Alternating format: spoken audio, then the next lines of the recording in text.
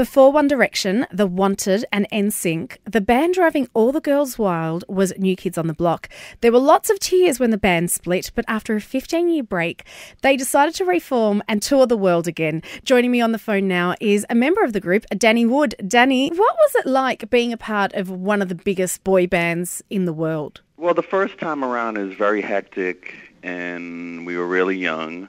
So there was some difficulties because you're growing up at the same time. You're cast in the spotlight. And, for us, we tried to enjoy it as much as we could, but it's so much, it goes so fast that's why we eventually went our separate ways and took 15 years off. And this time around, it's definitely more enjoyable. We appreciate every chance we get to play in front of an audience, and we're very happy to be back in Europe. Do you remember the day that you guys all came together to say, this is it, we're ending it here and now? Or was it a progressive thing?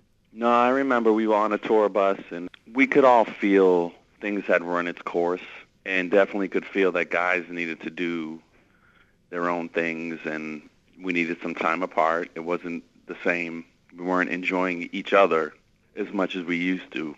I remember being on the back of a tour bus and us saying, that's it. Was that tough? Or was it, you know what, we're ready, we need to do this? For me, it wasn't so tough because I had a son at the time. He was really little, and I was happy to go home and raise him and spend time with him.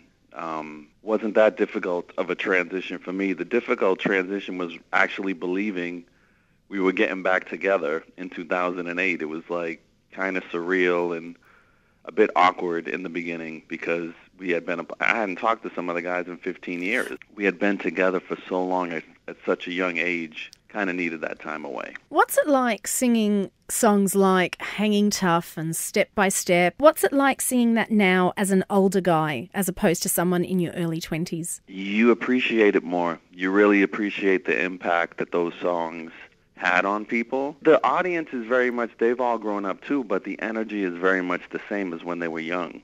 So it's a great experience. I remember how fanatical I was about you guys. What was it like being on the receiving end of that? What was the craziest thing that fans ever did? I think some of the crazier things happened, like when we would come home off of tour and there'd be 100 people waiting outside your house.